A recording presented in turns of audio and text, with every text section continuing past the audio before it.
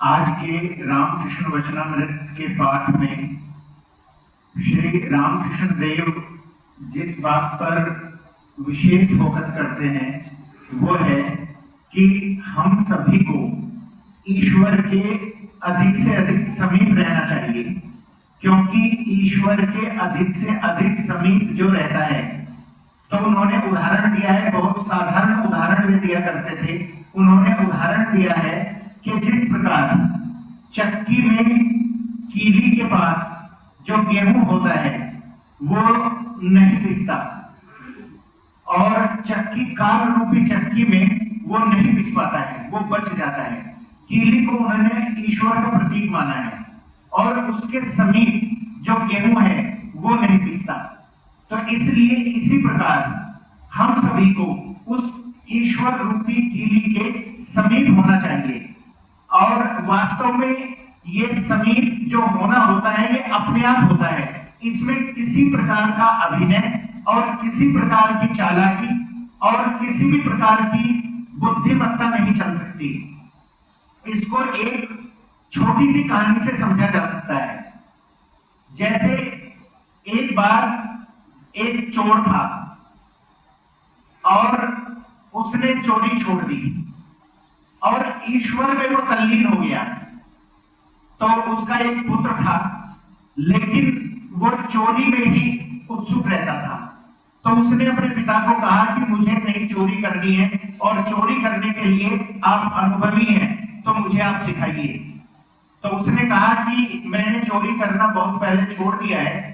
अब चोरी वस्तुओं की जो चोरी की जाती है, किसी आदमी के सामान की चोरी करना, इसमें मेरा किसी भी प्रकार का कोई इंटरेस्ट या रुचि नहीं है। अब मैं ईश्वर में ध्यान लगाता हूं, लेकिन तुम कहते हो तो चलो ठीक है, एक बार चोरी कर लेते हैं। तो वे अपने उस पुत्र को लेकर राजमहल पहुंचे, और राजमहल में जाने के बाद उन्होंने जो जहां सामान रखा हुआ था, कीमती सामान, वहां उन्होंने खोदना शुरू किया अंदर जाने के लिए। बाहर से अंदर का रास्ता, यानी एक सुरंग बनानी शुरू की, और बाहर से अंदर पहुंच गए। अंदर पहुंचने के बाद जब वे अंदर पहुंचे तो उसके जो पिता थे, किसी तरह उन्होंने अपने पुत्र को अंदर पहुंचा दिया, और जब बाहर निकले तो बाहर निकलने के उन्होंने सारे रास्ते बंद कर दिए, और सारे रास्ते बंद करके वे वापस चले गए। अब उनका पुत्र अकेला रह गया। वो अंदर है और अब सभी को पता लगेगा, तो स्वाभाविक है कि उसे बहुत बड़ा दंड दिया जा सकता है। और वो देखने लगा कि उसके पिता तो चले गए हैं और रास्ता भी बंद कर दिया है। तो ये देखकर उसके पुत्र को बहुत गुस्सा आया, और उन्होंने कहा कि ये क्या किया, कि इस तरह तो मेरे पिता से बड़ा दुष्ट कोई भी नहीं है। लेकिन अक्सर जब जीवन के कोई पाठ पढ़ाए जाते हैं, किसी को भी पढ़ाए जाते हैं, तो हमेशा सिखाने वाला दुष्ट ही लगता है, क्योंकि उस समय एक चेतना का नया द्वार खोलना होता है। तो इसलिए सिखाने वाला हमेशा दुष्ट ही प्रतीत होता है, जैसा कि उसे वो दुष्ट प्रतीत हो रहा था, उसका अपना पिता। अब वो अंदर है और कोई भी वहां सहायता के लिए नहीं है, और उसे बस केवल ये चिंता है कि अब क्या होगा। तभी एक पता लगता है, महल में देखा जाता है कि शायद कोई घुस आया है अंदर, और ये सूचना पहुंच जाती है द्वारपालों तक और अन्य लोगों तक। तो वहां उस कमरे को घेर लिया जाता है और देखा जाता है कि अंदर कौन है। तो द्वार खोलते हैं और द्वारपाल अंदर पहुंचते हैं, तो ढूंढते हैं उसे, देखते हैं, वो बड़ी मुश्किल से निकलकर भागना शुरू करता है। और जिस समय वो भाग रहा होता है, द्वारपाल उसके पीछे भागते हैं और वो आगे आगे भागता है। तो इस भागने में उसे कुछ पता नहीं रहता कि उसकी कितनी ताकत लग रही है, और वो रेगुलर लगातार भागता जाता है और बहुत तेज दौड़ रहा है। द्वारपाल उसके पीछे दौड़ रहे हैं। अब द्वारपाल पकड़ सकते हैं, क्योंकि द्वारपाल भी उसे पकड़ने के लिए पूरी तरीके से सक्रिय है, और वो दौड़ने के लिए पूरे तरीके से सक्रिय है। तो जब दौड़ते दौड़ते वो देखता है कि एक कुआं उसे दिखाई देता है, और एक पत्थर, वो तुरंत कुएं में दूर से ही पत्थर फेंकता है। अब कुएं में पत्थर जब गिरता है तो आवाज आती है द्वारपालों को, और वे कुएं को चारों तरफ से घेर लेते हैं और समझते हैं कि कुएं में वो कूद गया है बचने के लिए। तो वे उस कुएं को चारों तरफ से घेर लेते हैं। वो व्यक्ति आगे बढ़ता है और अपने घर किसी तरह उस कुएं के द्वारा द्वारपालों को चकमा देकर और अपने घर पहुंच जाता है। अपने पिता को देखता है तो उसके पिता सोए हुए हैं। वो उन्हें उठाता है और कहता है कि मुझे इतनी मुसीबत में छोड़कर आप चले आए। तो उसके पिता उससे क्वेश्चन करते हैं, प्रश्न पूछते हैं कि तुम आए कैसे, ये बताओ, पूरी डिटेल, पूरा वर्णन इस बात का करिए कि तुम आए कैसे हो वहां से। तो वो कहता है, वो बताता है जो उसने किया कि मैं ऐसे ऐसे भाग कर आया हूं, लेकिन पूरे तरीके से वो नहीं कह पाता और ये कहता है कि बस पता नहीं कैसे कैसे निकल कर आया हूं, मुझे खुद ही नहीं पता कि मैं किस किस प्रकार से निकल कर आया हूं, और इतनी ताकत लगाने के बाद मैं निकल आया हूं, लेकिन बस जो किया वो होता चला गया। मुझे कुछ नहीं पता कि मैं कितनी तेज दौड़ा और मैंने क्या क्या किया, बस यहां आकर मुझे पता चला कि मैं निकल आया हूं। तो उसके पिता कहते हैं कि यही तो सबक सिखाना था तुम्हें, यही तो सबक है कि जब तुम्हारे कर्म ऐसे बन जाए कि तुम्हें पता ही न चले कि तुम कर क्या रहे हो, वे अपने आप ऑटोमेटिक निकलने चाहिए। अपने आप वे कर्म तुम्हारे से निकलते चले जाएं और तुम्हें पता भी न चले कि वे कैसे आ रहे हैं। तो जब तुम्हारी तल्लीनता इतनी ज्यादा ईश्वर में बढ़ जाएगी तो तुम उसी कीली की तरफ पहुंच जाओगे और तुम्हारे कर्म ऐसे हो जाएंगे कि तुम स्वतः ही ईश्वर की तरफ बढ़ोगे, और उसके बाद तुम उस काल रूपी चक्की में पिसने से बच जाओगे, और फिर तुम कभी पीछे मुड़कर नहीं देख सकते, पीछे मुड़कर तुम कभी लौट ही नहीं सकते, और तुम्हारे ये कर्म तुम्हें अपने आप आगे ले जाएंगे। तो इस कर्म में तुम्हारे वापस लौटने में न तो कोई अभिनय है, न कोई ऐसा है कि तुमने जानबूझकर किया हो, बस तुम्हारे बचने के लिए सब कुछ अपने आप होता चला गया।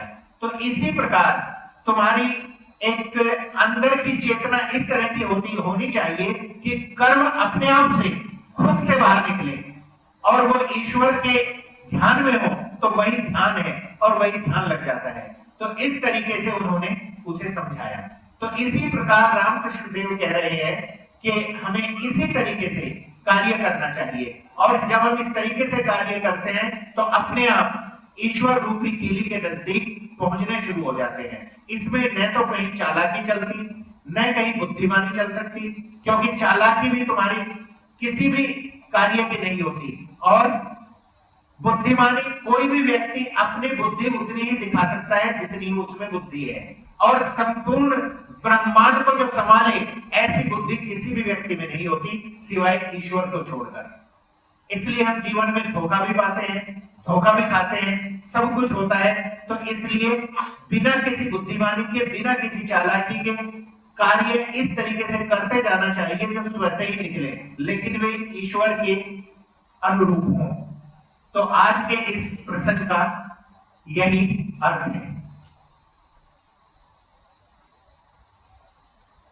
श्री रामकृष्ण गाना गा रहे हैं, उसका भावार्थ ये है, महामाया की विचित्र माया है, कैसा मोह जाल फैला रखा है, जिसके प्रभाव से ब्रह्मा विष्णु भी अचेतन्य है। फिर जीव की क्या बात, बिछे हुए जाल में मछली प्रवेश करती है, पर आने जाने का रास्ता रहते हुए भी फिर उसमें से भाग नहीं सकती। श्री रामकृष्ण फिर कह रहे हैं, जीव मानो दाल है, चक्की में पड़े हैं, पिस जाएंगे, परंतु जो थोड़े से दाल के दाने खूंटी को पकड़कर रहते हैं वे नहीं पिसते। इसलिए खूंटी अर्थात ईश्वर की शरण में जाना चाहिए, उन्हें पुकारो, उनका नाम लो, तब मुक्ति मिलेगी, नहीं तो काल रूपी चक्की में पिस जाओगे।